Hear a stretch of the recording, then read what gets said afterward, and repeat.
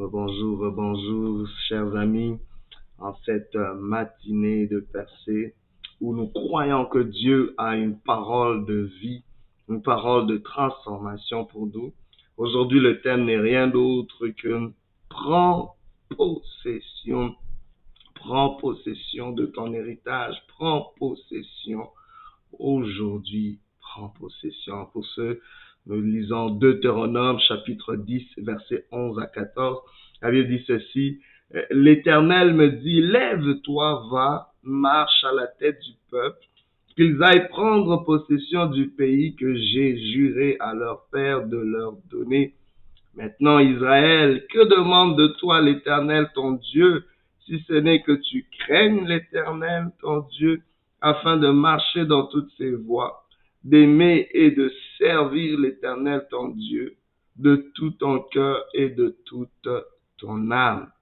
Si ce n'est que tu observes les commandements de l'Éternel et ses lois que je te prescris aujourd'hui, afin que tu sois heureux. Voici, à l'Éternel ton Dieu appartiennent les cieux et les cieux des cieux, la terre et tout ce qu'elle renferme. Prends possession de ton héritage. Il y a un héritage pour ceux qui croient en Dieu. Il y a un héritage que Dieu, en tant que Père responsable, lègue à ses enfants. Il y a un héritage, une provision, quelque chose que Dieu prévoit, une portion pour toi. J'aimerais te dire que si tu es sur cette terre, il y a une portion pour toi. Il y a une portion, un héritage, quelque chose que Dieu a alloué, un territoire que Dieu a alloué. C'est pour ça que nous avons des nations, nous avons des peuples, nous avons des tribus, nous avons tous ceux que nous avons. Il y a toujours un territoire, une part, une portion. Si vous êtes dans une famille, il existe une portion.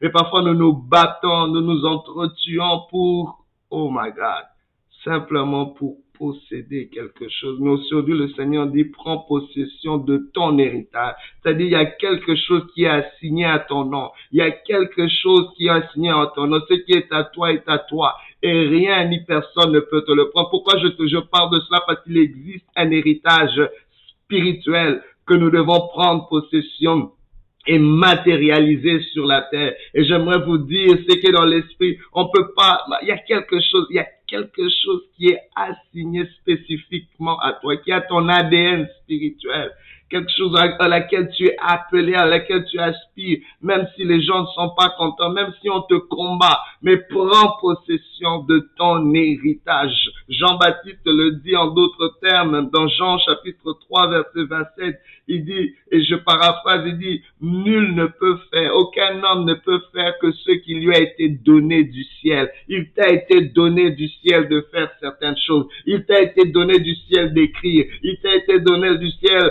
peut-être d'ériger des entreprises. Il t'a été donné du ciel d'élever ses enfants. Il t'a été donné du ciel, je sais pas, d'aider les malheureux. Il t'a été donné du ciel peut-être d'enseigner. Il t'a été donné du ciel peut-être de créer des choses, de concevoir des modèles, des idées, des processus. Il t'a été donné du ciel quelque chose. J'aimerais t'encourager aujourd'hui, prends possession de ton héritage, comme nous le lisons dans ce texte, où Dieu lui-même encourage Moïse. Dieu lui-même encourage Moïse, ce leader remarquable qui a accepté, cru au mandat de Dieu pour libérer le peuple en captivité. Ce Moïse ne l'a pas fait seul. Il l'a fait en collaboration avec Dieu pendant 40 jours et 40 nuits à la montagne, en train de chercher l'Éternel, en train de s'attendre à ce que l'Éternel dirait. Voici, l'Éternel lui donne une parole. L'Éternel lui donne une instruction. L'Éternel lui dit, c'est bon, tu peux quitter cette présence. Tu peux descendre de la montagne et j'aimerais que tu ailles prendre possession. Il dit, lève-toi, va, marche à la tête du peuple. Il appelle à mobiliser le peuple. Il appelle à prendre une initiative. Il appelle à être responsable. Il appelle à être mature. J'aimerais vous dire, prendre possession de son héritage n'est pas pour les immatures, mais pour les matures. Laissez-moi vous dire, un enfant un héritier, tant aussi longtemps qu'il est enfant, ne peut pas jouir de son héritage, ne peut pas jouir de son héritage. L'héritage est pour les fils, l'héritage est pour ceux qui sont matures, l'héritage est pour ceux qui ont été aiguisés, qui ont été exercés, qui sont passés par toutes sortes d'épreuves, passés par toutes sortes de tests. Le peuple d'Israël était en train, Dieu les appelait à une certaine maturité. Vous êtes passés par le désert, vous êtes passés par toutes sortes d'épreuves, vous êtes passés par l'oppression. Il est temps d'être mature. Vous savez, il y a une grande différence entre l'immaturité et la maturité. C'est que l'immaturité nous pousse toujours à dépendre, à dépendre. Dans l'immaturité, nous ne prenons pas initiative. Dans l'immaturité, nous attendons après Dieu. Mais dans la maturité, c'est Dieu qui attend après nous. Voici, Dieu lui dit, lève-toi, marche à la tête du peuple, qu'ils aillent prendre possession du pays que j'ai juré à leur père. En fait, Dieu, oh my God, s'attendait à faire quelque chose d'éclatant dans leur vie, à condition qu'ils prennent une initiative.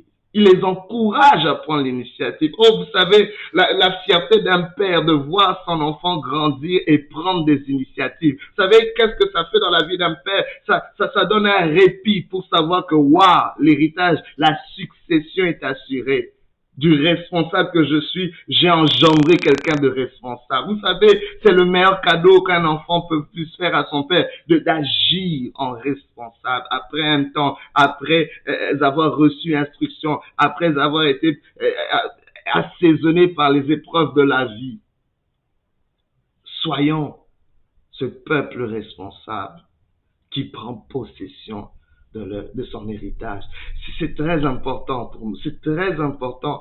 Et c'était un appel que Dieu lançait au peuple d'Israël. Ce peuple qui avait souvent un cou roide, ce peuple qui était souvent en train de murmurer. Ça, ce sont tout ça des manifestations de l'immaturité. Est-ce que tu es tout le temps en train de murmurer? Est-ce que tu es toujours en train de te plaindre de la situation? Est-ce que tu es toujours là en train de voir le négatif en toute chose? Est-ce que tu es toujours là en train de t'apitoyer sur ton sort? C'est de l'immaturité. Il faut un moment qu'on prenne nos responsabilités. Oui, les choses ne vont pas comme je veux, mais qu'est-ce que je peux faire? C'est ça la question d'un responsable.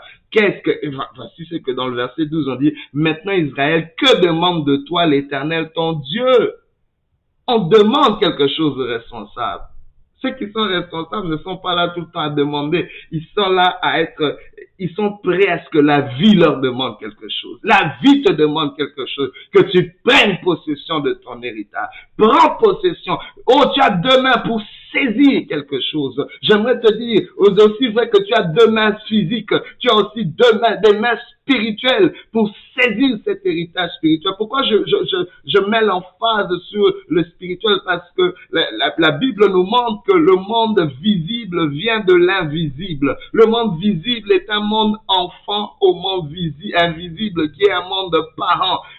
C'est très important pour nous de comprendre cela parce que la terre ne peut pas recevoir ce que le ciel n'a pas relâché. C'est très important. Et à la fin de ce texte que nous avons lu, on voit comment Dieu se présente comme étant celui à qui appartient les cieux et les cieux des cieux, la terre et tout ce qu'elle renferme. On commence toujours par le cieux. Oh my God, que ta volonté soit faite sur la terre comme elle est faite déjà dans les cieux. C'est-à-dire, il faut qu'on soit en harmonie, en adéquation avec le modèle divin, le modèle céleste, le modèle spirituel. Il y a quelque chose qui vient de l'esprit qui se matérialise. Tu peux pas engendrer un projet qui n'est pas d'abord engendré dans ton esprit. Cela ne peut pas se matérialiser. Oh, je ne sais pas quelle est la vision que tu as dans ton esprit. Je ne sais pas ce que Dieu dépose dans ton esprit. Mais tu dois d'abord le saisir dans l'esprit. Il faut que cela soit d'abord cristallisé dans ton esprit. Il y a avec une forte conviction, avec une vision qui est inflexible, qui est là. Tu dis, j'ai saisi cela, je crois en cela, je déclare cela. Et c'est important, bien aimé, d'utiliser maintenant notre bouche. Dans l'esprit, le monde spirituel répond à la parole créatrice. Oh, c'est pour ça que Dieu nous donne un langage afin de dominer. C'est pour ça que la race humaine domine sur la création à cause du langage, à cause de ce pouvoir. Parce que dans l'esprit est régulé par ce qui est dit, par ce qui est prononcé. C'est un monde qui est contrôlé par ceux qui sort de la bouche, par les sons qui sont émis, par la parole. Et c'est très important. Et la Bible déclare, ce monde que vous voyez a été créé par la parole de Dieu. Alors Dieu nous donne une parole pour prendre possession d'abord. Nous prenons possession par notre parole. Quelles sont les paroles que tu dis? Tu prends possession en disant, je prends possession de ces choses, en répétant ces choses, en croyant à ce que tu dis. Jusqu'à ce que cela devienne une telle conviction que cela te pousse à poser des actes. Parce que quand nous prenons possession dans l'esprit, c'est là que l'esprit de Dieu maintenant va orchestrer des pensées, va orchestrer. Oh my God, la Bible déclare que qui connaît les profondeurs de Dieu si ce n'est que l'esprit de Dieu. La Bible déclare que nous avons la pensée de Christ pour ceux qui sont en Christ. Et c'est important. C'est là que l'esprit de Dieu peut amener une intelligence spirituelle, peut amener une idée, des pensées créatrices et qui vont être accompagnées par un sens de sacrifice et de responsabilité pour engendrer ou matérialiser cet héritage que nous saisissons dans l'esprit.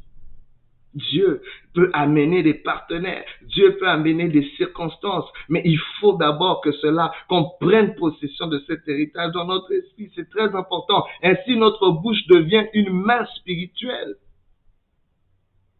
Aujourd'hui, si nous entendons sa voix, n'endurcissons pas notre cœur. C'est très important. C'est très important. Il y a une variable spirituelle qu'on ne peut pas négliger. Nous devons entreprendre les choses dans le spirituel d'abord, avant de les entreprendre physiquement.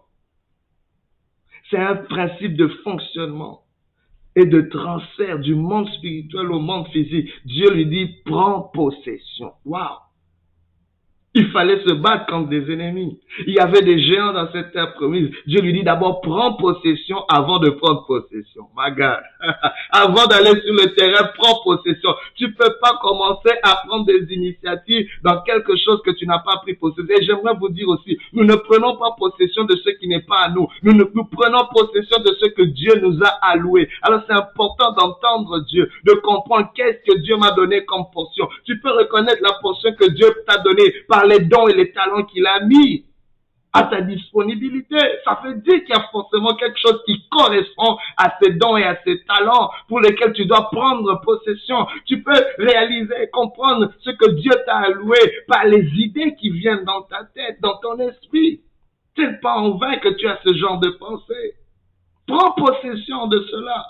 Il y a peut-être des aspirations qui sont ancrées dans ton cœur. Prends possession de toi. Tu as toujours rêvé de quelque chose depuis ton enfance. C'est ton héritage. Prends possession de cela.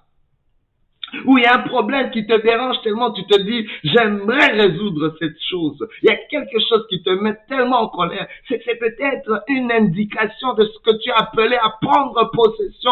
Aujourd'hui, j'aimerais encourager quelqu'un à se lever, à prendre possession du territoire. C'est peut-être un domaine, c'est peut-être dans ta famille, c'est peut-être dans un business, dans un ministère. Je sais pas, c'est peut-être un projet, mais prends possession de cela. Prends possession de l'avenir de tes enfants.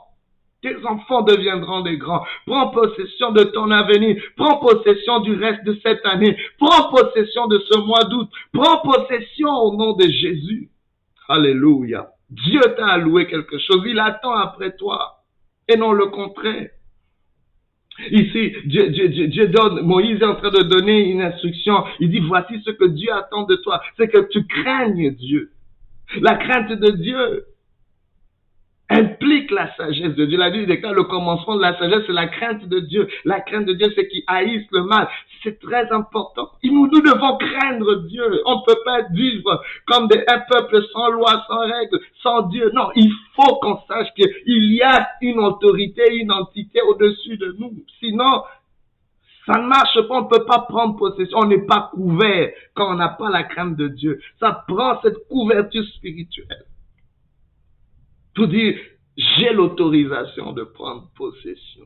Alléluia. Oh my God. Et Dieu, avec cette crainte de Dieu, peut accorder sa sagesse. Oh, il dit, c'est que tu aimes ton Dieu, l'amour de Dieu. Mais l'amour de Dieu va forcément impliquer l'amour des autres. Tu peux pas prétendre d'aimer Dieu que tu ne vois pas si tu n'aimes pas ton prochain. C'est ça le test de l'amour pour Dieu. C'est en aimant notre prochain. Et il dit, en servant l'Éternel de ton Dieu. Le service de Dieu va impliquer le service de nos dons et de nos talents à l'humanité. Est-ce que nous servons l'humanité avec ce que Dieu a mis en nous? Prenons possession aujourd'hui. Alléluia. Jésus-Christ est mort pour te donner une portion. Aujourd'hui, tu as besoin de te réconcilier avec Dieu pour comprendre quel est ton héritage.